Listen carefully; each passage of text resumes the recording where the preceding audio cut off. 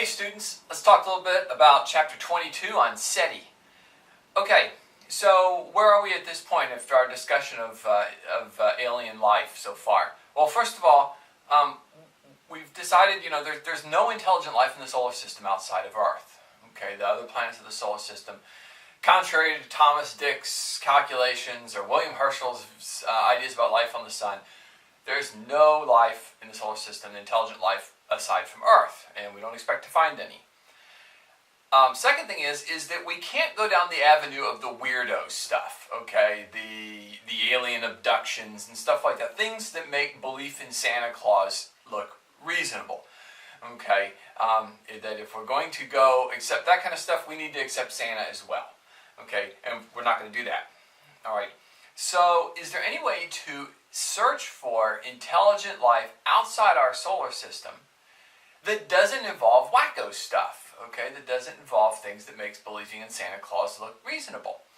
And the answer to that is yes, there is. In the late 1950s, two scientists by the name of, last names were Cocconi and Morrison, published a paper in which they proposed that one could use a radio telescope, essentially a very sensitive radio antenna, to look for signs of intelligent life outside of our solar system. And the basic idea of this is as follows. We have an advanced civilization, and one of the things that our advanced civilization does is it puts out electromagnetic waves. Okay, we have radio stations, WHAS, for example. We have TV stations. We have cell phones and cell phone towers. We have very powerful radar systems associated with our airports and our military. All of this is electromagnetic radiation that carries, obviously, signals of not natural origin. Okay. Now, those signals travel out from Earth. Okay, when WHAS radio broadcasts its signal, 840, broadcasts out, that is not confined to Earth. It travels out into space. In theory, you could pick it up from the moon, or you could pick it up from Neptune. All you need is a good enough receiver.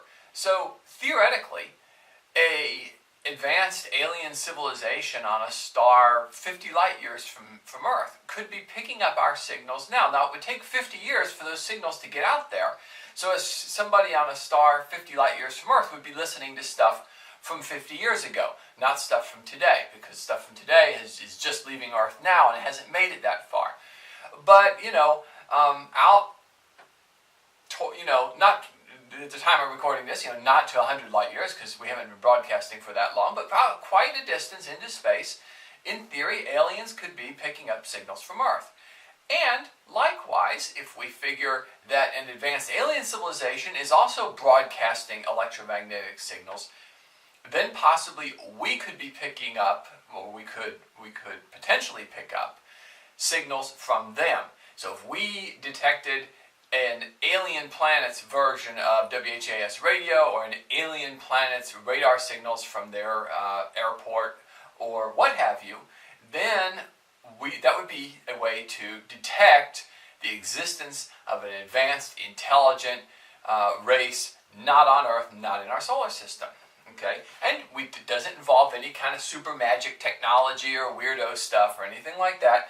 It just involves the idea of sensitive radio receivers, and in some cases perhaps more sensitive than the technology that we currently have, but nonetheless is something that is perfectly reasonable and doesn't involve any kind of magic or super technology that doesn't conceivably exist, like warp drive, for example, or flying brooms. All right. So, all we need to detect aliens and potentially for them to detect us is a really good antenna. Now, this idea is typically known as SETI, which stands for Search for Extraterrestrial Intelligence, S-E-T-I. And it was initiated in the early 1960s by a radio astronomer, a person who used radio antennas to study space, named Frank Drake.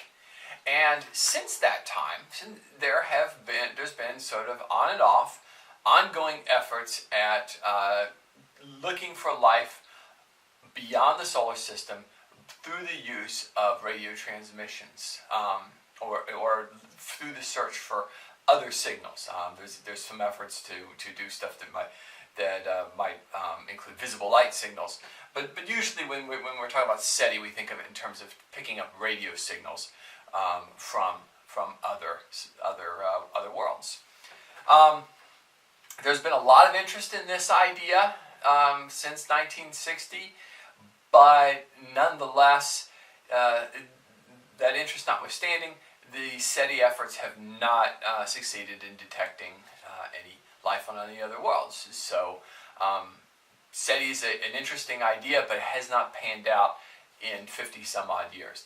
That we'll discuss coming up. That doesn't mean it won't pan out yet, but so far it has not turned anything up.